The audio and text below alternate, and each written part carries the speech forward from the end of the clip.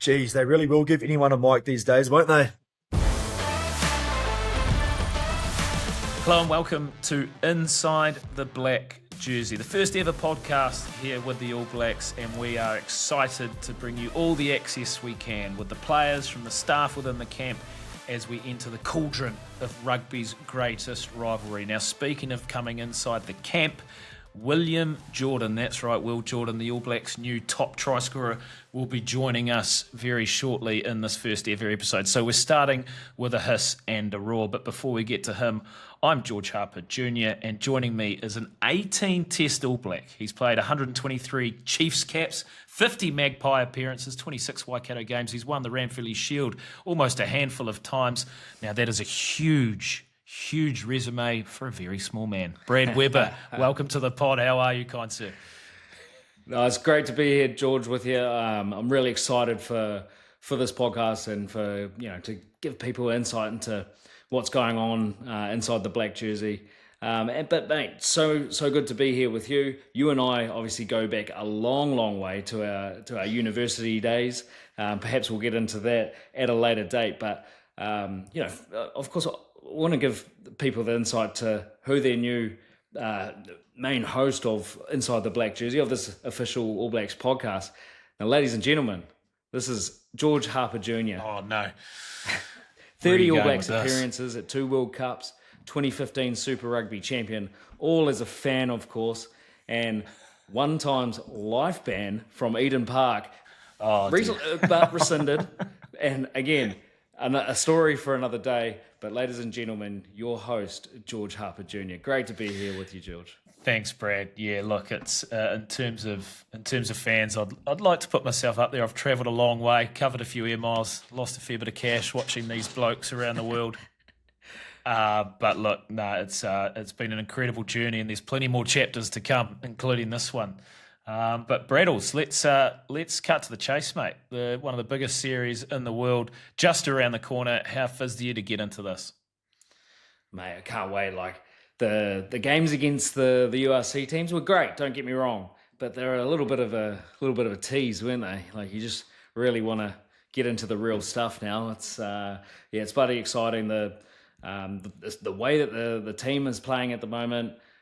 The style of play, the attacking rugby that they're playing, like we saw through their Autumn Nations Championship and a little bit through against these URC teams.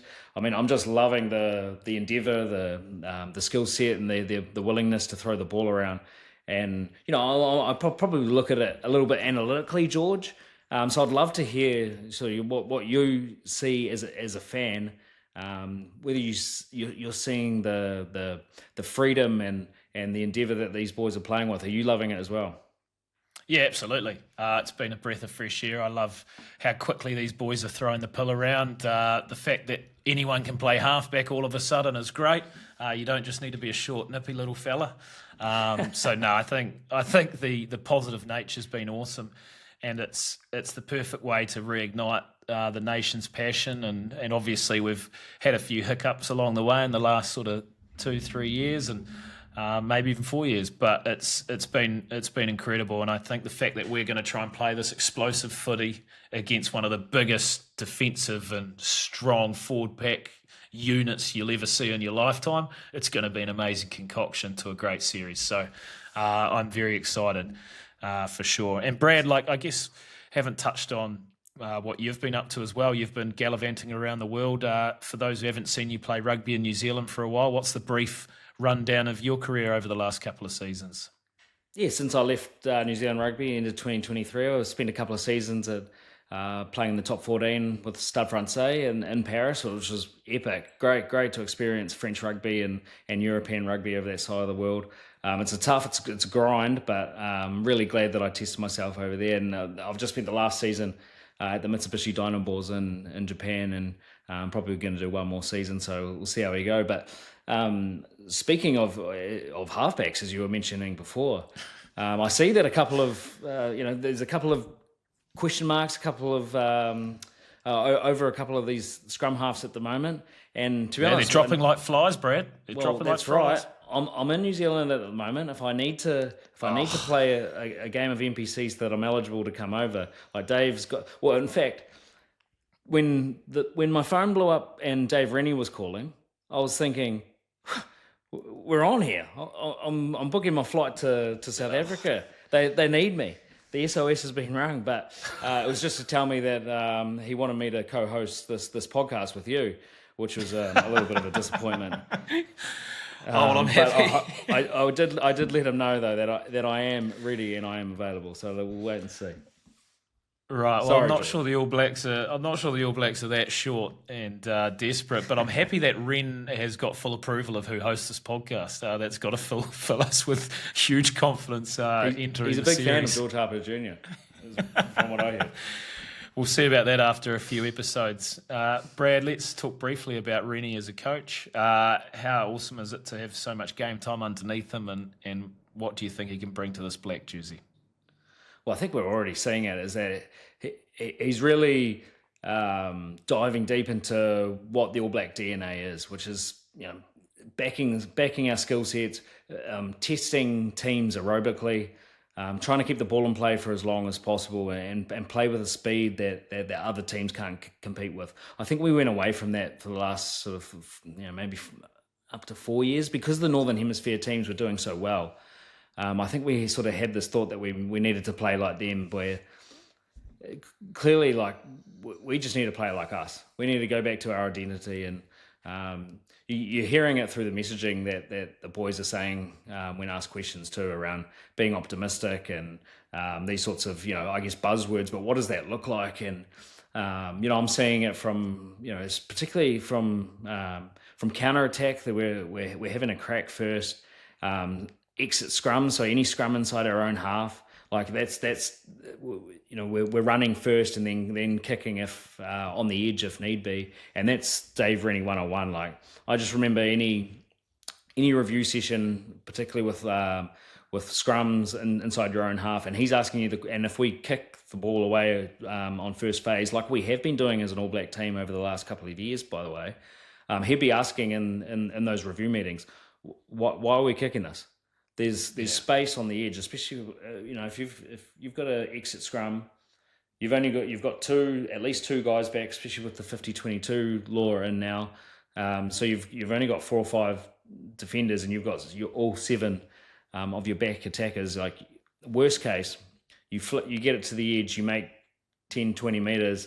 You bring one of those guys up there in the backfield, then you can kick over the top and apply pressure that way. And you're seeing it, like, just the freedom that the boys are playing with. I'm actually really jealous, George.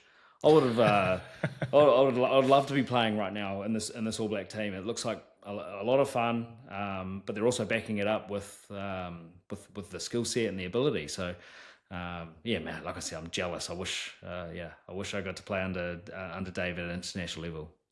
All right, ladies and gentlemen, our first guest on Inside the Black Jersey. We're going straight to the top. One of my personal favourites, and I'm sure many others as well, is the new All Blacks top try scorer, William Jordan. Everybody, Brad, we have a little golf clap for our boy Bill. Yeah, not sure if I'm off the list or the guinea pig for the new concept. So either way, it'd be on the call and talking to a couple of good men. Yeah, I like the guinea pig option. We'll test a few things out for you, mate. But before we talk all things South Africa, how the hell are you, and how's life at the top of the All Blacks try scoring list all of a sudden? Yeah, good. It's been a great couple of weeks for us here over in Africa. Sun shining, I think 26 degrees today. So nice to escape the New Zealand winter in a way and get a bit of sun on the back. And yeah, I guess it's been a cool start to the year for me, for the ABs, and the team's been playing some great rugby. So, I think we're in a good spot and looking forward to what will be a pretty big challenge, no doubt, over the next few weeks. Obviously, well, you just mentioned that the team's playing really well, but you haven't featured in the first couple of games. How is the health? How are you available this weekend? Are you running around pretty well? Yeah, I just picked up a little bit of a back niggle, just at an unfortunate time, really, with the 3 games in 8 days, whatever it was, against provincial teams.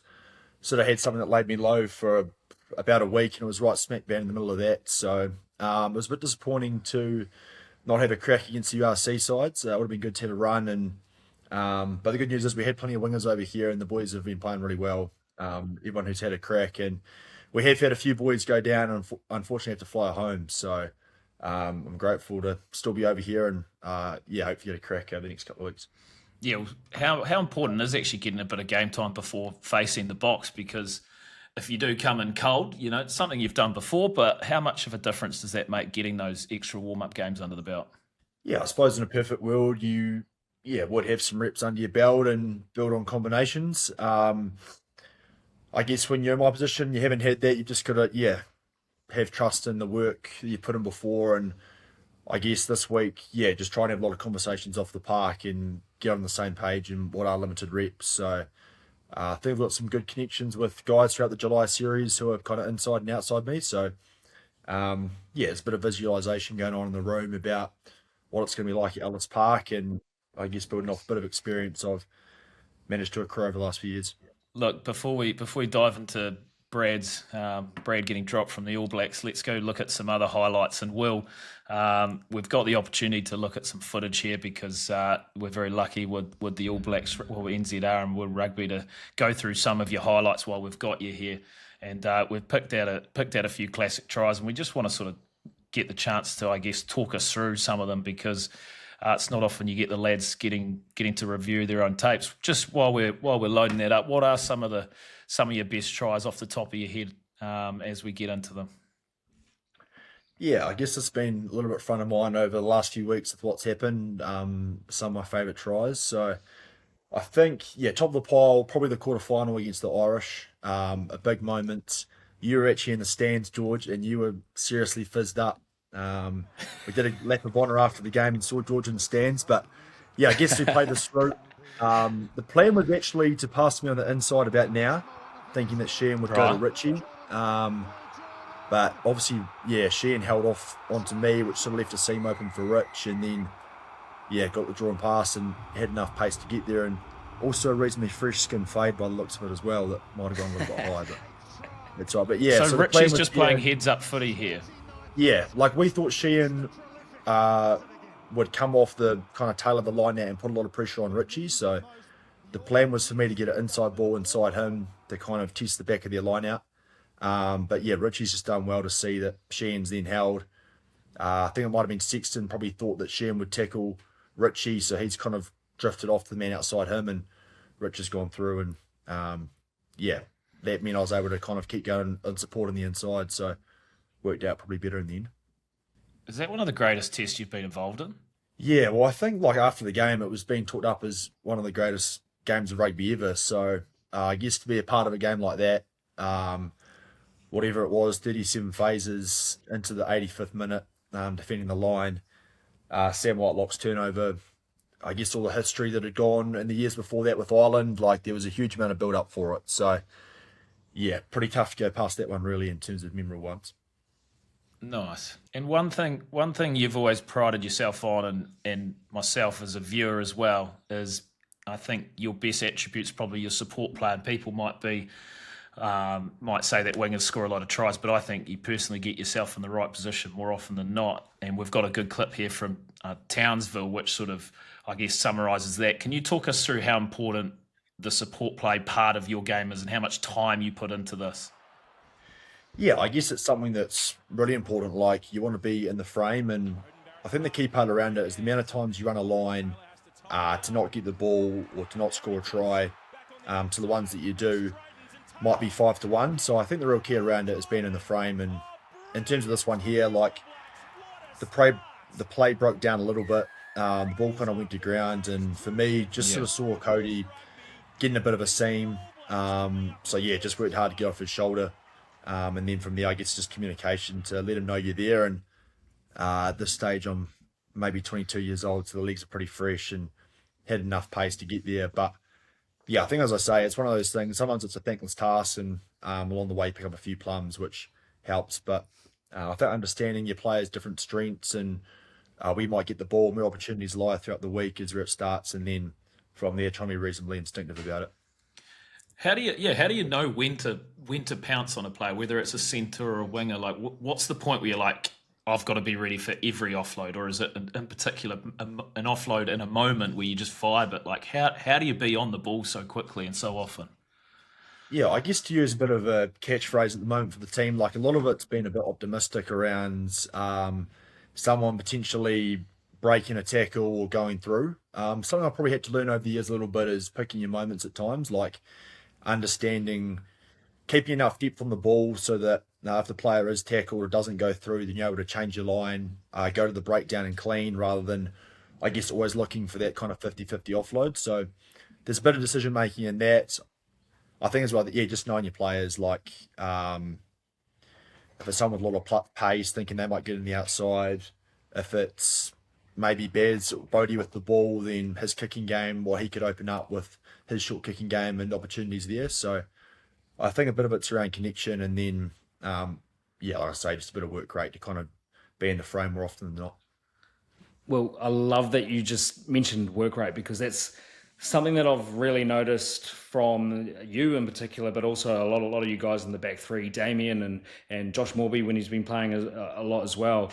Man, the kilometres you guys must be covering at the moment, particularly on attack, has been really, really impressive. I do think we kind of have a clip here that sort of really emphasises it. But like, I sort of wanted to ask you about like your roving role as a winger. It seems like you've got full license to go from one side of the field to the other, and like this clip, I think encapsulates this really well. Like, so you get close to the ball here. You're 5 meters out from your own sideline. You check the ruck and do really well there, as per usual, as all good wingers do. But then you can see in frame here, just going out the back, and you're creating this extra number that wasn't there initially. So you get that off Damien's shoulder, and you nearly put Josh Morby away. Has that been something that's been really emphasised to you from Dave Rennie, from Mike Blair? Has that been something that's been constantly discussed for you?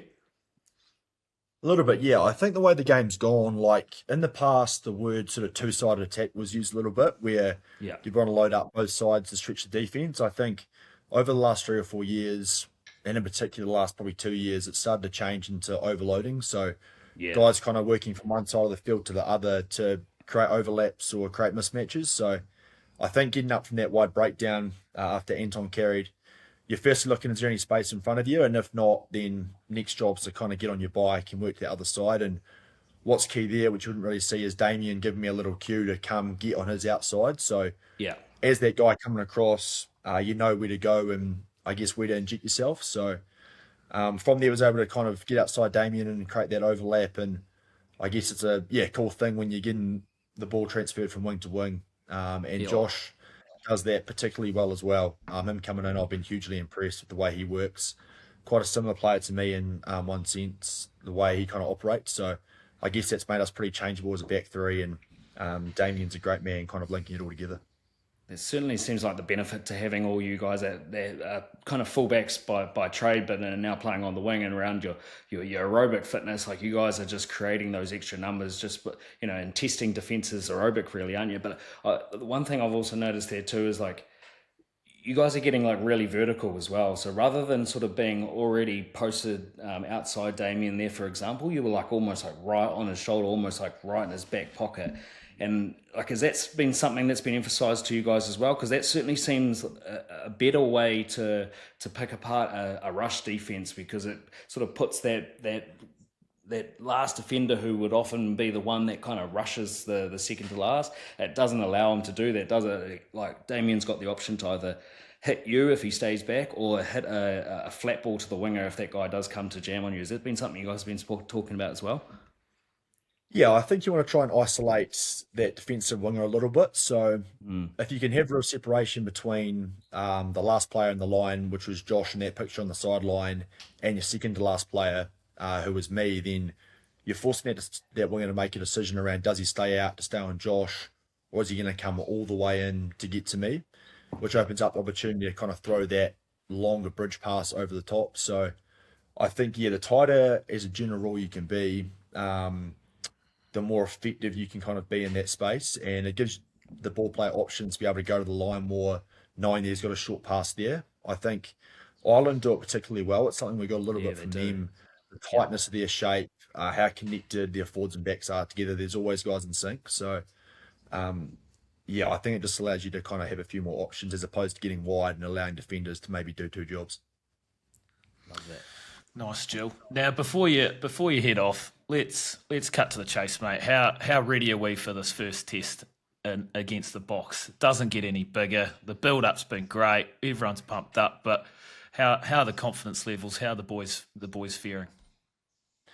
Yeah, I think you've almost summed it up well there. Like the boys have really enjoyed the last 2 weeks, having our feet on the ground, feeling the lifestyle and the passion for rugby over here, and also getting a few reps against their style of play. And yeah, I felt like off the back of last week against the Bulls, there's a bit of a switch kind of flipped, and the boys are excited to kind of get into it, get stuck into the test. I think we're in as good a spot as we can be. We understand the South Africans and what they bring, how challenging it'll be at altitude at Ellis Park. But yeah, what a place to be. We're excited about that and testing ourselves against the best. So We, yeah, we're pumped up.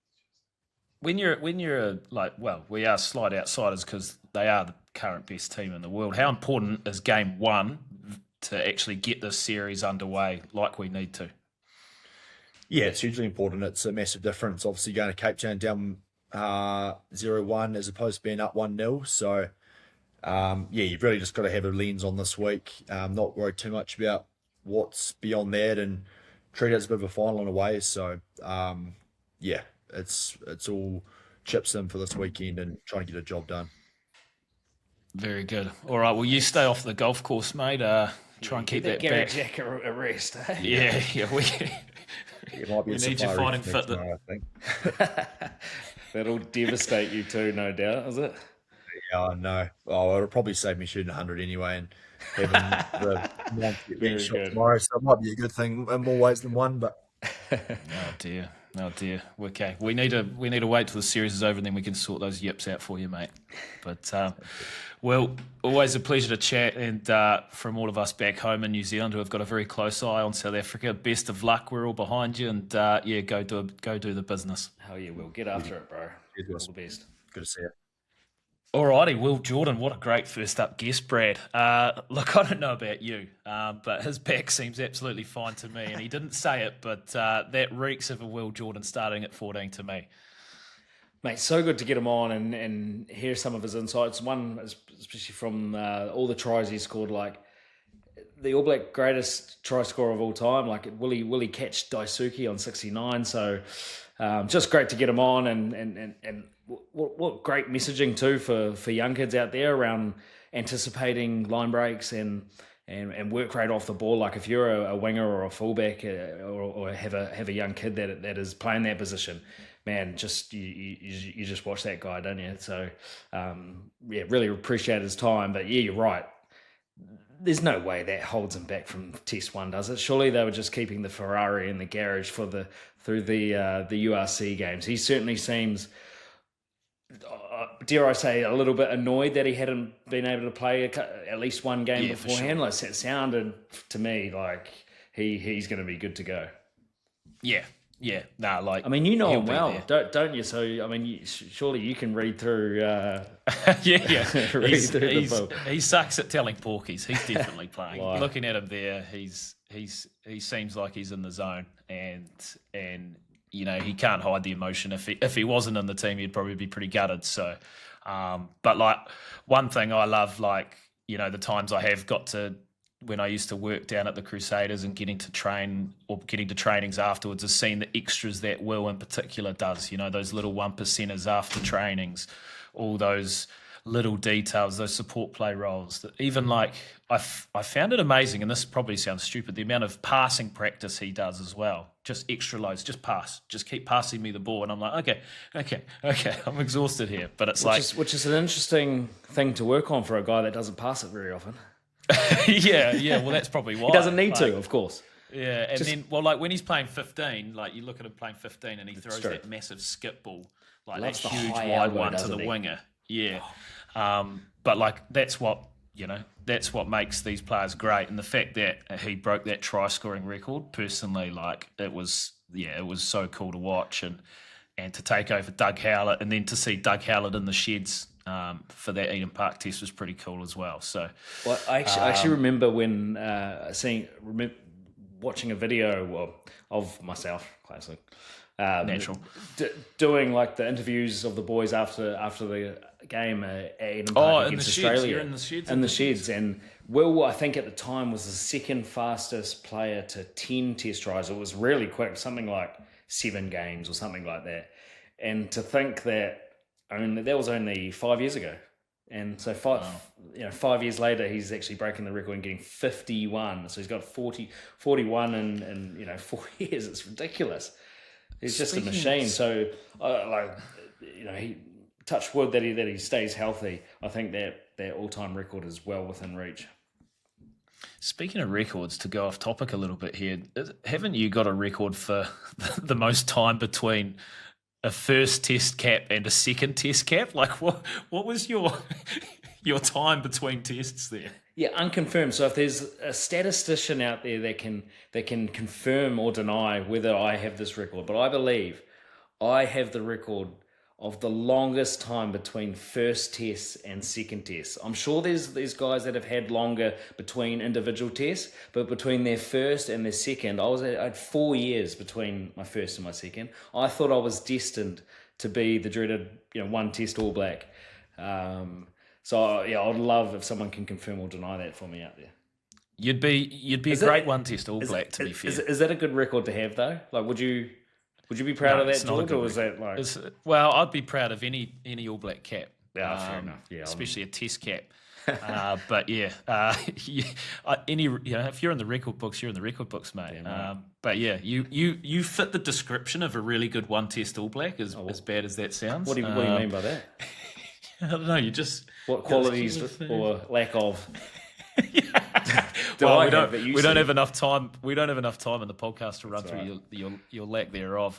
But look, we've obviously talked about Will being hopefully in the starting lineup. In terms of selection headaches for your man Rendog, like how tough or what are the toughest positions to pick? Because for me, it's all in that forward pack, which is gonna be the defining selections.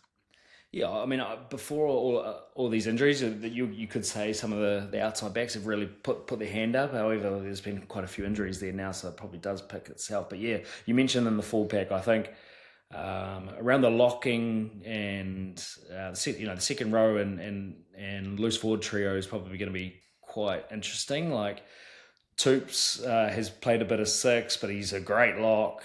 And if you play him at 6, then one of those awesome loose forwards has to miss out. So yeah, it'd be interesting. And then all of a sudden we've got these awesome second rowers. So Sam Derry's playing some fantastic code at the moment, some of the best I've ever seen play. Josh Lord's playing really well. You got Patrick Tupulotu. Obviously Fabian Holland's just come back, so he's fitted in seamlessly, hasn't he? So would you throw him straight back in there?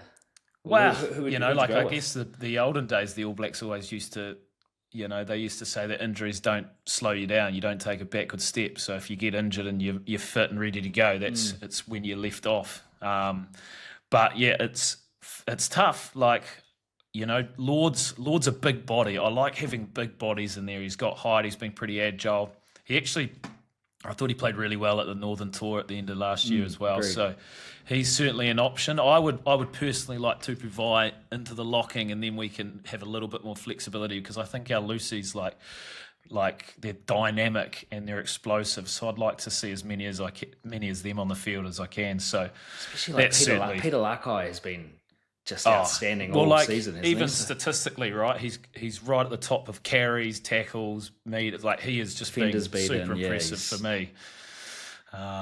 So yeah, and then even like Wallace Satiti's sort of all of a sudden like on the cusp of not being selected, which is a good problem to have for Rennie. So the depth is certainly there. And if you said that statement 12 months, 24 months ago, people would have said you're crazy. There's no way you leave that guy out. So, man. Well, and I guess the rise of Anton Segner, like he's a smoky for getting picked because of his performance against the Bulls and his little rise. So he's man of the match, wasn't he? So yeah, like it's incredible, and hopefully we just whoever puts their hand up is going to do a job against the Saffers. It's going to be the biggest test of their lives, isn't it? What a great problem to have for Rennie and Co.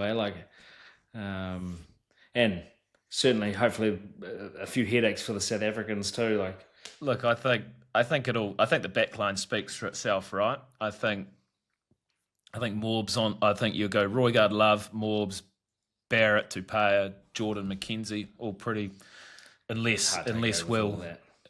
yeah, unless Will has got a serious poker face, and then What do you do obviously, if Damien's obviously under an injury cloud after picking up a small ankle niggle? What do you do yeah, if he's out? if he's out, I'd personally chuck Will Jordan at fullback, but then I guess Bowden Barrett's that distributor first five type fullback that Rennie seems to be in favour of. So, a couple of options there. But yeah, I think Damien will be fine. Like he hasn't got much body weight. You know, when he came down on that ankle, it's not like he's got a huge amount of body weight to crush it when he's just catching a ball and falling to the ground. So he'll be right. Hey, you're talking about my fellow Short King. I can't have that sort of carry on this podcast, George Harper Jr. Well, that's a good point, actually. Like the amount of footy you've played with him, especially with him at 10, where do you see Damien at his best? Because he's been in and out 15-10, 15-10. Where would you want to see him play? I think he's just really matured as a 10. I think, which is probably actually quite good for Ruben, because Ruben, you can't deny how well he's been playing this year.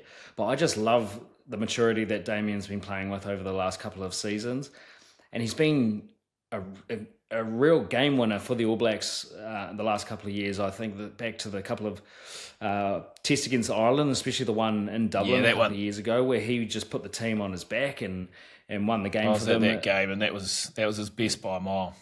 By a mile. And then even the match winner against Scotland last year, which was just incredible. Like you're saying that he doesn't have a lot of weight coming down on the ankle, but he's actually quite a strong and powerful man for a guy his size. Like his lifting in the gym is actually really, really impressive. And he's, being able to just throw Blair King off, I think it was at the time. So like he's got real, game breaking ability and game winning ability. And he is just his option taking over the last couple of seasons has just come so far from when I first started playing with him. And he's, to be honest, if people ask me, who my favourite guy to ever play rugby with, it's for me it's Damien. He's just awesome to play with, great man, and but what an awesome. I no doubt he probably wants to play 10, but he's doing such a fantastic job at 15 and giving that extra option to Rubes and maybe taking a little bit of the heat off as an All Black 10 by giving him a second kicking option. He's also like, I was talking to Will earlier in our talk with him around his work rate.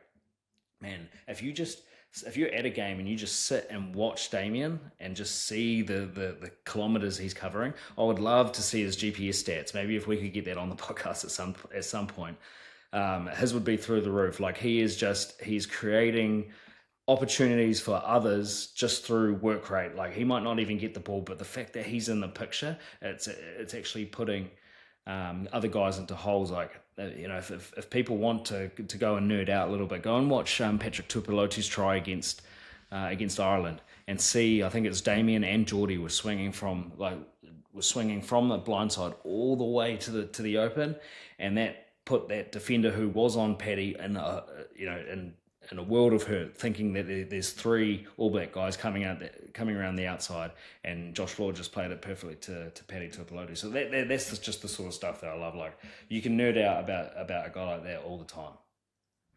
Yeah, well, that's a great point. We've got so much access on this podcast, which I think is something that'll slowly take over, as well as the chance that we can speak to people behind the scenes, not just the players, but the staff. And we'll certainly get the analysts on at some point, because I'm a bit of a nerd like that as well. I love seeing the GPS tracking, the drone footage of trainings. So like if you guys are listening, put in the comments what you want to see from behind the scenes, and we'll do our utmost to try and find you some footage and find some stories that you don't get to see on the coverage. So you've got a couple of footy nerds right here willing to go on that journey with you. And let's go to a segment from the vault now. Brad, one thing that got my juices flowing in probably most of the rugby world was seeing Ma'a Nonu do a standoff against his old team. What an incredible image, spectacle, and moment for Ma'a as well. Firstly, let's go through it, because for a second there I thought he was just having a big standoff. He was just standing there, just sending a message. But then he's gone and done an individual haka, and not only a haka, but kapapongo, which is the longer one, just one-on-one against the All Blacks. It doesn't get too much better than that in terms of hakas, does it? Fair play to absolute legend of our game. I can't believe he's still playing at his age, and he's still playing pretty well. But yeah, to have the bravery and the confidence to do kapoapango by himself, everyone else silent, like not just jumping in with what the All Blacks are doing. It's epic. Like, will be one of the highlights, I think, of the tour, and rightfully so. Like, Ma'a Nonu, like one of the All Black greats. It was very special. All right, well, we've got some footage here of plenty of old huckers if you're watching this, probably on Insta. But if you are on YouTube with us as well, you look at the good old days, Webby, of like the jumping haka, when there's that massive mix between, hey, are we doing the standstill finish or are we still jumping on the he? There's a lot of disruption there, which was always quite funny to watch. Well, I'd love to know, or confirm, I suppose. This is really testing my Māori knowledge, and obviously I do have Māori heritage, George. But I'm pretty sure in Māori culture, like obviously the ground is really sacred. The whenua, the ground is rich. So I think by leaving. It's like, I wouldn't say it's leaving the ground. It's not disrespectful. It's not the right word, but it's not the right way to do it. So obviously, someone, maybe Buck Shelford or someone like that, sort of pulled all the guys into line. Eventually, we all sort of stand on the ground now, and no one's leaving, because I'd love for someone to reach out and correct us exactly why you should stay on the ground. And I'm pretty sure it is something to do with staying grounded, staying with the whenua, and because that's where all your ancestors are. When you're smacking the ground, that's like the dust coming up as all your ancestors kind of backing you up. That's sort of the meaning behind it. But I'd love to be corrected on that. One of my favourite huckers, speaking of Kapapongo, was South Africa at Carisbrook, the first time Tana Umanga led Kapapongo, and I remember watching it at home with my parents, and I always copy or do the haka with them, and something was going wrong, and I was like, what's happening? Have I stuffed this up? I was very confused. What's going on? And then Tana just starts doing something completely different, and I just start losing my marbles, like shouting at my parents, going, it's a different haka, it's a different haka, what? And it was just like one of the coolest things I'd ever seen. So that's one of the major highlights for me, and it's stuck around better than ever, hasn't it? What a haka, honestly. Must be your favourite now, is it, George? And do you think they pulled it out this weekend? Absolutely. No brainer, doubt. right? I almost wouldn't mind it if we just gave them a kamati and go, move over, boys. We're here. We're just here to do a job. I love it. What are your first haka experiences, Brad? Because obviously you come in as a young All Black. Do they teach you the haka? Do you rock up and just hope for the best? From memory, you just got to know it. Oh, you do one practice. You do one practice at the captain's run, where you're kind of all in the right positions and stuff. But then, especially with kamati, you're just expected to know it. Now that did change 4 years later when I got back into the All Blacks. So there was certainly a bit more haka practice, and a few experienced guys would often make themselves available to young boys or first timers if they needed any help. But I'm pretty sure my first one, it was in Apia, stinking hot. Yes. And I think I just parked up somewhere in the back row next to Guz, I think, which is quite a nice guy to be shielded from any prying eyes or cameras, just in case I stuffed it up. I think I got it right. But by the end of my career, I was sort of slowly creeping up to the front or on the outside where people can see my scary face, or certainly the opposition can. Oh, absolutely. Yeah, I also was thinking what came to mind was the Welsh haka when we had to do it inside. Remember, they didn't let us do it on the ground or whatever? Yeah, there was something that was going on, right? And so So the team said, stuff it. It won't be for you this time. It'll be just all about us, and did it in the changing rooms. Didn't work for the Welsh too. I think the boys came out pretty fired up and probably gave the Welsh a good spanking that day. So it'll be the last time they ever do that. Yeah, that was good. The echoing in the sheds, just brilliant stuff. I think I remember too. You'll remember this as I'm pretty sure in that one you can see Ali Williams right at the front. You know how he used to get right up the front and do a massive pukana like the. And I'm pretty sure he's right there on the camera when you can see it front and center as he always enjoys to be. Yeah, well, it's good stuff, and I guess with the podcast as well, we want to review plenty of archive footage. So if you want us to go through any old stuff, whether it be huckers or absolutely any highlights, feel free to chuck them in the comments as well. It'd be great to get your feedback, especially after episode 1.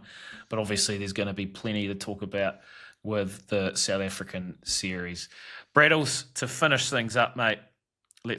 Much like Will, we just need to talk about the South African first test. How are you feeling? Can we get the business done? It's a scary, scary proposition. 3 tests in Africa, 1 in the US. How confident are you about this weekend? Man, I am really confident. I mean, we talked about the stats around Dave Rennie against South African teams, 18 out of 24 when he was with the Chiefs, and then 3 out of 4 while he was with the Wallabies. Like, for whatever reason, his style of play and the way he prepares a team when he's playing the South Africans works, and it's been really consistent. So, I am really confident that our style of play will really trouble the South Africans. And isn't it great, George, too? Like, 2 different styles, or certainly like around the strengths. Like, the South Africans are incredible at set piece and grinding you down physically, just going straight through you. Set piece, going set piece to set piece, kicking game. And then us on the complete opposite, we're going to try and keep the ball in play for as long as possible, speed the ball up, try and break the South Africans aerobically while they're trying to break us down physically. Like, it's just going to be a great contest of contrasting styles, isn't it?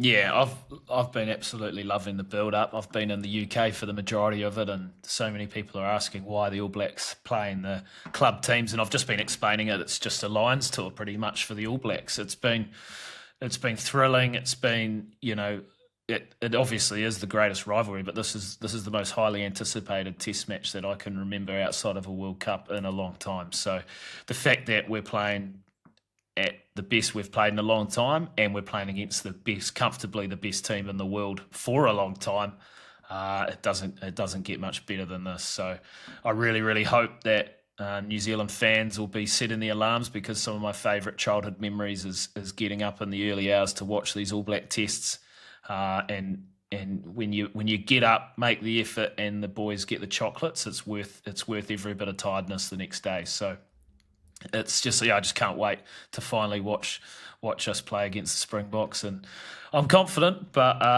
I'm nervous as anything as well. I'm not going to lie. It's a good way to be. Come on, the boys. All right. Well, thank you very much, everyone, for tuning in. We've absolutely loved kicking things off for the All Blacks and for Inside the Black jersey. So we can't wait to review the first test and come back either really happy or really sad. But either way, there's going to be plenty to talk about, and we'll certainly bring a few more people from inside the camp to review it as well. But let's go the All Blacks. Let's stay tuned.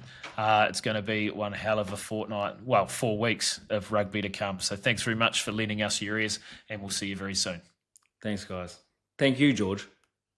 No, thank you, Brad.